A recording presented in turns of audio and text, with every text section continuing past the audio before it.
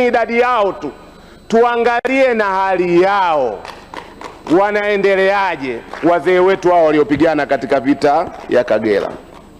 La pili na la mwisho, Mheshimiwa Spika, jeshi la wananchi ni jeshi la ukombozi wa Afrika, ni jeshi la haki. Haikuwa kwa bahati mbaya jeshi hili lilipokelewa Uganda kwa shangwe. Haikuwa kwa bahati mbaya jeshi hili lilipokelewa Kariakoo kwa shangwe. Haikuwa kwa bahati mbaya Oktoba kwa yale yaliyotokea jeshi hili lilipokelewa kwa shangwe.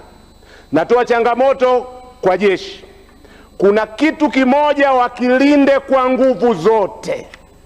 Kitu hiko ndio roho ya thamani yao.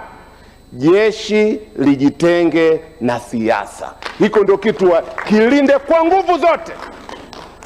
Hivi karibuni vimekuwepo vidole, na huwa wanasema kwa sababu jeshi bado ni chombo, hata katika zama hizi ambazo tunasema utumishi wa umma umekuwa politicized, bado imani ipo. Bado muda wako umekwisha.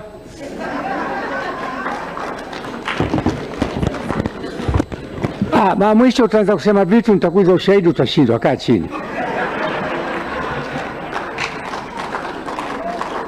Mheshimiwa mtoa hoja.